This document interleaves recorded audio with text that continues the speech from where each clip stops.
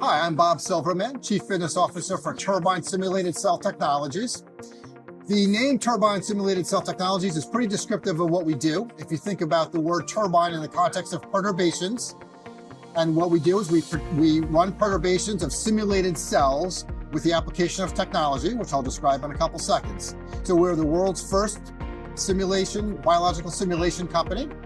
And we work with pharma partners across all parts of the biotech industry to help our partners identify hidden disease driver effects, as well as direct our partners to the correct experiments to run in their R&D processes. So the problem that we're trying to solve at the highest level is that as we all in the industry are moving towards trying to address and intervene in more and more complex diseases with polygenic factors, the disease models that represent those diseases from the past are no longer of proper predictive nature. So we believe at Turbine that by understanding the signal processing of cells, that we can actually help to generate the correct disease biological models, and in turn interrogate those models at the level of the protein signaling network. So a fundamental belief of Turbine is that all cells have a logic in terms of how cells make decisions. Cells decide their fate by a logic that's common across organisms, and is also common across settings or contexts, from a petri dish to an animal model to patients. So with that core belief, we actually have constructed a computational network of how cells actually make decisions. So at the base of our network lies a universal signaling model representing today about 6,000 proteins or protein complexes and about 40,000 interactions. That's a topographical representation of cells, and we are growing that model soon to be around 14,000 in short course and ultimately to full proteome level. That's an endeavor that we are working on, including in partnership with Ginkgo.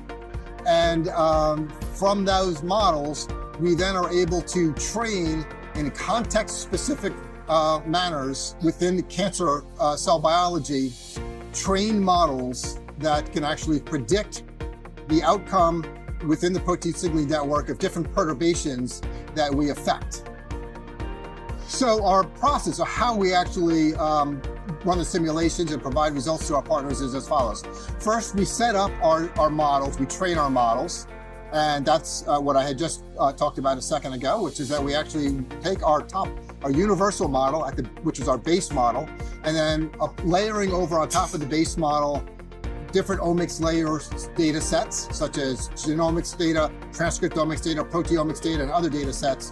We then actually train that model against experimental data from our own experiments, from public experiments, and from our partners' experiments in order to establish a benchmark of predictivity. Once we have the benchmark of predictivity established, we then create what we call avatars of the different cell models that we want to run experiments against.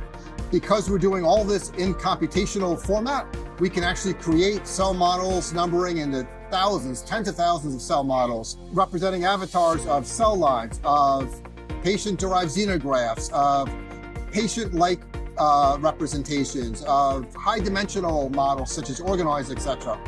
In any version, whether those are direct replications of off-the-shelf models or engineered versions in the sense that these models may not actually physically exist today, but we can actually represent them computationally. And we perturb those models with single or multiple combinatorial effects, whether those could be genetic effects, those could be molecular effects, those could be pharmacological drug effects, and those could all be in all different combinations. The result being that we actually are able to then run in silico billions, more than a billion, billions of experiments at any given time, and from which we can then drive results relative towards the hypothesis that we're trying to test. So we have then a team of translational scientists who then take the output of the simulation experiments. Typically, those are going to be in the forms of readouts such as cell viability and pre and post-treatment RNA sequencing data, and identify the best hypotheses, the most likely hypotheses that we see in terms of determining back into the protein signaling network what is actually happening at that signaling level. And we then run experiments to validate those findings in our wet labs. All this happens at our facilities to provide a complete learning loop from hypothesis through data through finally validated experiment. Why do people use Turbine? So the use cases that biopharma companies work with us have a range of applications, from new target discovery for companies that actually want to expand their pipeline and generate really novel molecules against completely new biology, towards helping their companies with disease positioning. So they company may already approach us with an asset, but they want to really understand how does their asset have the best position relative to different resistance or response mechanisms, patient selections that we can tie back to our disease models, combination treatment hypotheses, etc. And then also companies approach us for becoming really part of or integrating into their R&D processes. So how can we routinely and consistently identify the best experiments for the companies to run, recognizing that in today's R&D environment in 2024, a lot of actually the biological models are very difficult to build, and so companies need actually a direction or a guidance as to what experiments to run before they build the models.